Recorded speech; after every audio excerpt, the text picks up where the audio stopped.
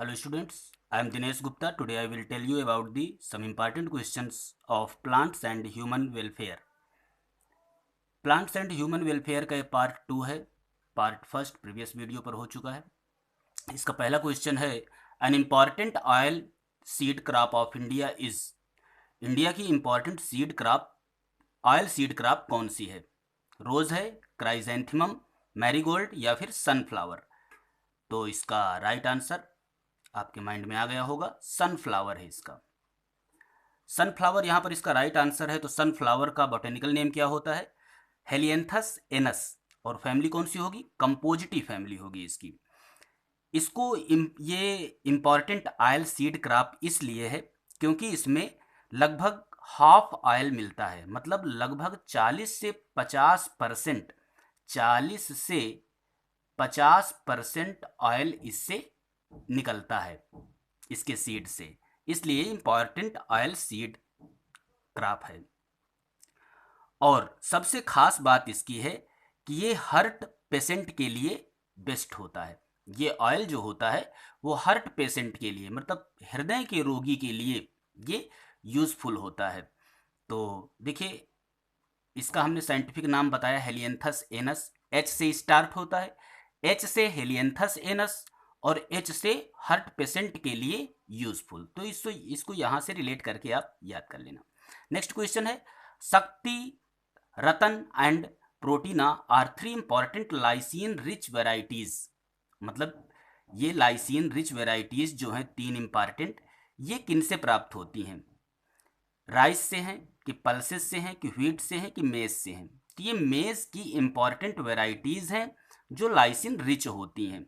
अच्छा, मेज से हैं और लाइसिन रिच हैं. तो यहाँ पर एक चीज़ और ध्यान देना, लाइसिन के साथ साथ ट्रिप्टोफैन, ट्रिप्टोफैन अमीनो एसिड भी ज़्यादा मात्रा पर इन पर मिलता है. लाइसिन तो मिलता ही है, इसके साथ में ट्रिप्टोफैन भी अगर आप मतलब दिया हो तो ये भी अमीनो एसिड इंपॉर्टेंट है. दोनों अमीनो एसिड इनमें ज़्यादा मात्रा पर पाए जाते हैं. अब यहाँ पर मेज है, तो मेज का साइंटिफिक नेम क्या होगा? जिया मेज होगा. फैमिली इसकी पोएसी होती है और इसमें 66% कार्बोहाइड्रेट होता है. ये याद रखना, 66% कार्बोहाइड्रेट मेज पर मिलता है. Next question, morphine which is used as an analgesic is obtained from. मतलब मॉर्फिन है जो यूज की जाती है एनाल्जेसिक रूप पर, ये कहाँ से प्राप्त होती है? सिंकोना ऑफिसिनालिस से, पाइपावर सोमनीफेरम से, टैक्सस ब्रेविफोलिया से या फिर बर्बेरिस नीलगिरियंसिस से? तो इसमें गौर करिए, इसका आंसर ये पाइपावर सोमनीफेरम होगा. ये पाइपावरेसी फैमिली का होता है, पाइपावर सोमनीफेरम. इसका इंपॉर्टेंट पॉइंट ये है कि मार्फिन के एसेटाइलेशन से, मार्फिन के एसेटाइलेशन से क्या प्राप्त होती है? तो इससे हीरोइन प्राप्त होती है.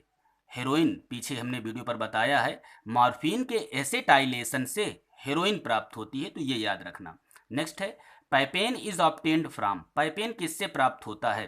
तो नाम से इंडिकेट हो रहा है कि पाइपेन ये पपाया से प्राप्त होगा, कैरिका पपाया. ये पपाया या पपीते का बॉटनिकल नेम है.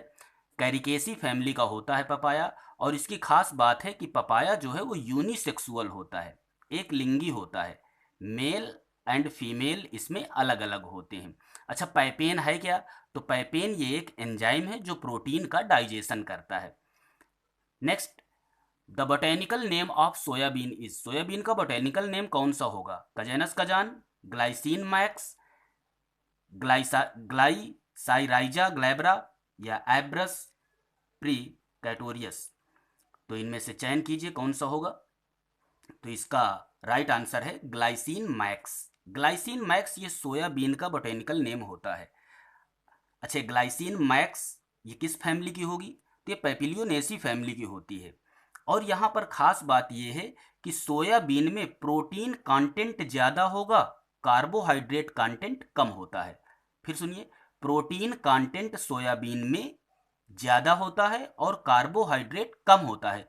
इसीलिए सोयाबीन डायबिटीज़ पेशेंट के लिए यूज़फुल होती है. नेक्स्ट,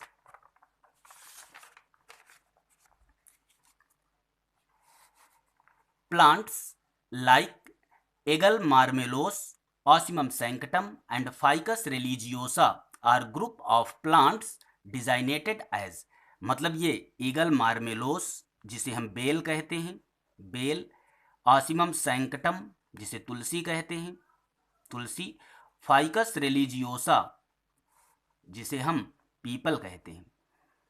ये तीनों जो प्लांट का ग्रुप है ये क्या इंडिकेट करते हैं, किस प्लांट के अंतर्गत ये आएंगे? मेडिसिनल प्लांट स्पीसीज के अंतर्गत, कि लेसर नोन फूड प्लांट्स के अंतर्गत, कि ट्रेडिशनल फूड प्लांट्स के अंतर्गत, कि सैक्रेड स्पीसीज ऑफ प्लांट्स? पता चल गया होगा। ये तीनों जो हैं ये पवित्र पौधे होते हैं, तो ये इसमें जाएंगे, सैक्रेड स्पीसीज ऑफ प्लांट्स हैं।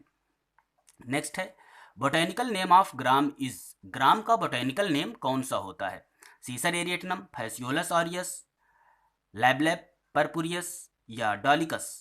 तो आपको पता चल गया होगा, ये बहुत सिंपल सा है, सीसर एरिएटिनम। अब यहाँ पर जो ग्राम तो है ये तो समझ में आ जाए कि चने का है बोटेनिकल नेम, ये ग्राम चना है, सीसर एरिएटिनम। लेकिन ग्राम की जगह पर कभी कभी और शब्द कुछ दे देते हैं, जैसे चिकपी दे देगा, तो ग्राम को ही हम क्या कहते हैं? चिकपी भी कहते हैं, चिकपी दे देगा यहाँ पर। और या इसको बंगाल ग्राम कह सकता है वो, बंगाल ग्राम। तो ये तीनों चने ही हैं ये। अच्छा, इसका और क्या होता है यूज? इसकी जो रोस्टेड सीड्स होते हैं वो हाईली न्यूट्रिशस होते हैं। रोस्टेड सीड्स का मतलब जो फूले हुए बीज इसके होते हैं ये काफ़ी न्यूट्रिशस होते हैं, इसलिए इसको मॉर्निंग में नाश्ते के रूप में लिया जाता है। ओके, नेक्स्ट है medicine for curing respiratory problems is obtained from, मतलब medicine for curing respiratory problems, कोई मेडिसिन है जो रेस्पिरेटरी प्रॉब्लम्स के क्योर करने में यूज होती है, इज ऑब्टेन्ड फ्रॉम, इसे कहाँ से प्राप्त किया जाता है? इफेड्रा से, कलेट्रोपिस से, यूकेलिप्टस से या कैनाबिस से? तो समझ गए होंगे, इफेड्रा से प्राप्त करते हैं इसको। अच्छा, इफेड्रा है क्या? ये जिम्नोस्पर्म है, इससे कौन सी मेडिसिन बनेगी? इफेड्रिन बनेगी। और प्लांट के किस पार्ट से बनती है? तो स्टेम से बनती है, ये इंपॉर्टेंट है। इफेड्रिन कहाँ से बनेगी? स्टेम से बनती है और रेस्पिरेटरी प्रॉब्लम्स में यूज होती है। रेस्पिरेटरी प्रॉब्लम्स जैसे अस्थमा और कफ है, कोल्ड है, तो ये मेडिसिन इंपॉर्टेंट होती है, इफेड्रिन नामक मेडिसिन। नेक्स्ट है which of the following crops have been brought to India from new world, new world से इंडिया में इनमें से कौन सी फसलें लाई गई थी? तो फर्स्ट है कैसिव नट, पोटैटो, रबर, सेकंड है मैंगो टी, थर्ड है टी, रबर, मैंगो या फिर कॉफ़ी? तो इसका राइट आंसर है कैसिव नट, पोटैटो एंड रबर। नेक्स्ट है pyrethrin is obtained from, pyrethrin को प्राप्त किया जाता है किससे? हेलियंथस से, क्राइजेंथीमम से, धतूरा से या फिर कैनाबिस से? तो पायरेथ्रिन को हम क्राइजेंथीमम से प्राप्त करते हैं। अब यहाँ पर पायरेथ्रिन वर्ड है, तो पायरेथ्रिन है क्या?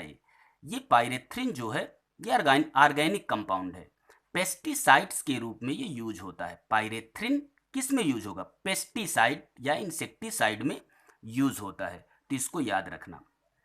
तो ये 10 क्वेश्चन थे प्लांट्स एंड ह्यूमन वेलफेयर के। उम्मीद है ये क्वेश्चन आपको समझ में आए होंगे और आपके आने वाले एग्जाम के लिए ये हेल्पफुल होंगे। Thank you for watching.